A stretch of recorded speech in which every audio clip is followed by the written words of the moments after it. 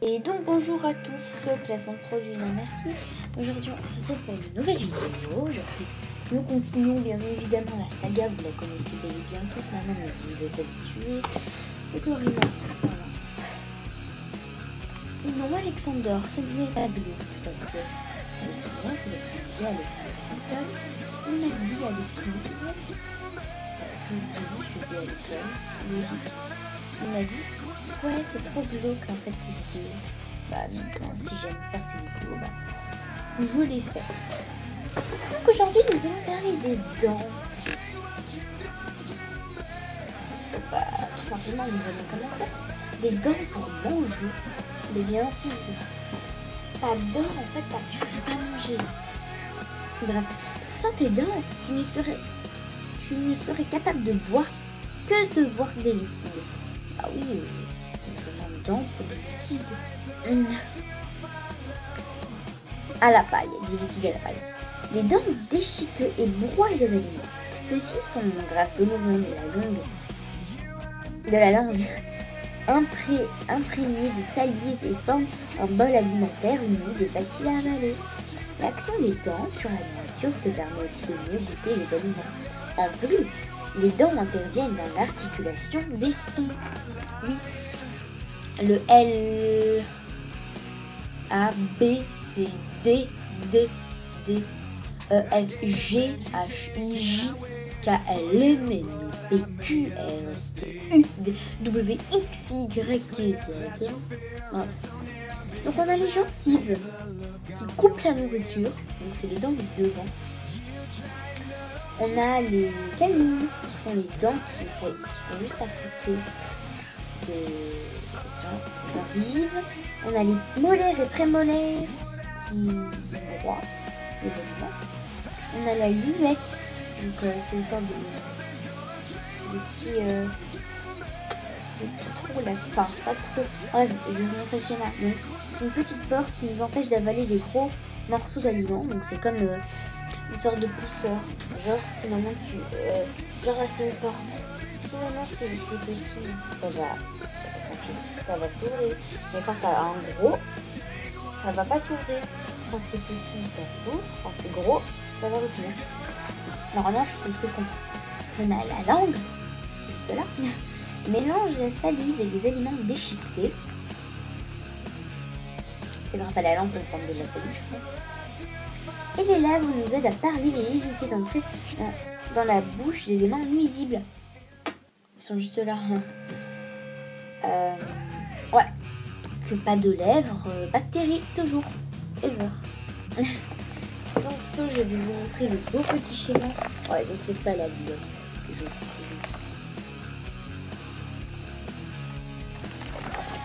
Voilà, on va parler plus à la dent en forme de schéma.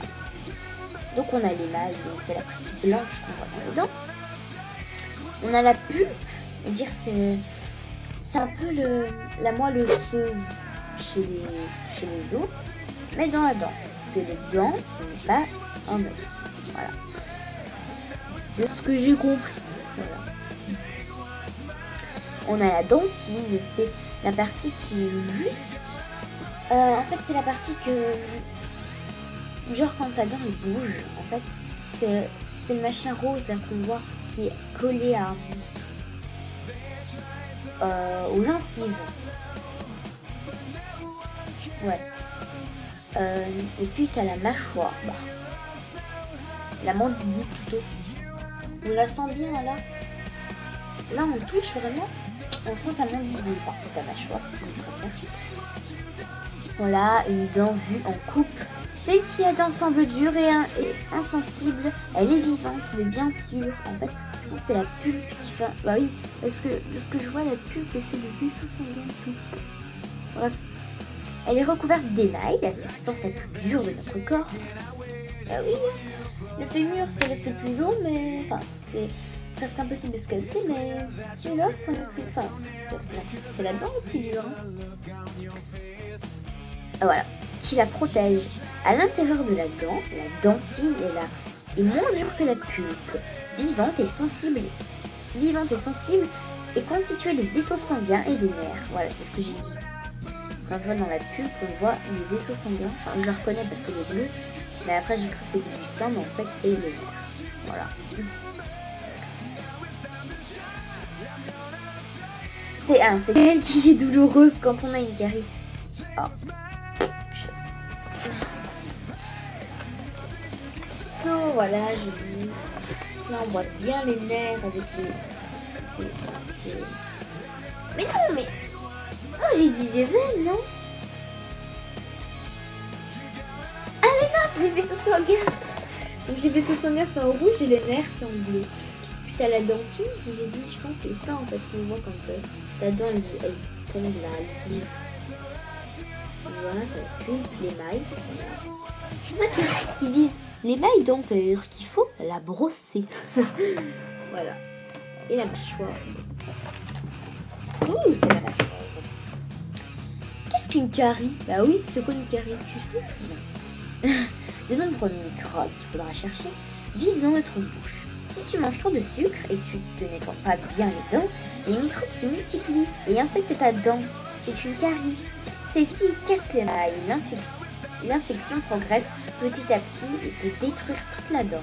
Donc, si tu vois quelqu'un ou toi, tu as une dent toute noire, tu n'as jamais lavé tes dents de ta vie, si tu n'as pas lavé ce dent en particulier, tu t'en foutais un peu, que plein de microbes se sont installés, se sont multipliés. Ok, une carie. Donc, on va aller voir les microbes. Organisme vivant microscopique, tout petit, je pense que c'est même plus petit qu'un acarien, un acarien qui mesure 7 mm. Voilà, donc 0,005 mètres. Tout petit, je vous confirme. Voilà, donc organisme vivant microscopique qui vit dans la nature ainsi que dans notre corps, c'est le cas de bactéries, de virus, de parasites et des champignons. Les champignons, je suis très désagréable. Genre en gros dans notre corps, ils disent corps, bien sûr. Quand t'es malade, en fait, c'est... En fait, t'as deux sortes de microbes. T'as les bonnes microbes et t'as les mauvaises microbes. Et les mauvaises microbes, elles veulent dire nuire à ton organisme. Et les bonnes microbes, elles t'aident. Genre, quand t'es malade, en fait, t'as souvent mal. Par exemple, quand t'as mal à la tête, c'est en fait que tes amis microbes se battent avec les méchants microbes. Quand t'as mal au ventre, c'est pareil, je pense. C'est ce qu'on m'a dit. Non, c'est ce que j'ai lu dans ce livre, je pense. Ouais, il y a une page, je pense, dédiée à ça, je vous promets.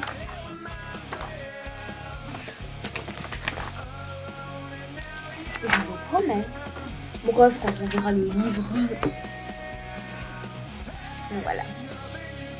Donc les dents de lait. C'est comme ça quand t'es bébé en fait. Dès que t'as une dent qui bouge, c'est que t'as encore des dents de lait. Moi je pense plus que j'ai des dents de lait. Toutes mes dents elles sont bien. T'as une dent qui est en train de pousser pour faire mes dents définitives parce que... Ouais, voilà. Quand t'es bébé, t'en as 28. Et quand t'es enfant, t'as 28. T'as 28 dents.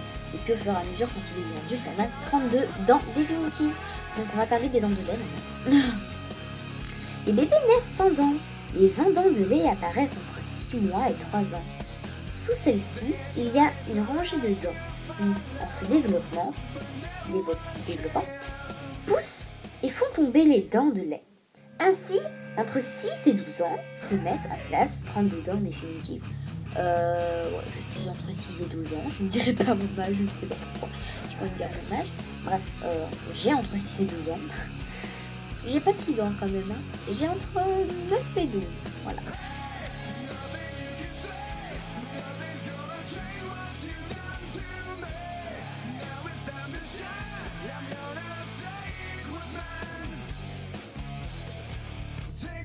Voilà. Faut-il soigner ses dents? Tous les enfants doivent aller chez le dentiste au moins une fois par an. Le dentiste examine la bouche, soigne les caries et corrige les dents mal placées. Mais si le soin de tes dents commence chez toi, tu dois te laver les dents après chaque repas et ne pas manger trop d'aliments sucrés. Voilà, c'était la fin. Je me suis fait mal. Bref, c'était la page sur les dents. Demain, nous parlerons de l'appareil urinaire. Voilà.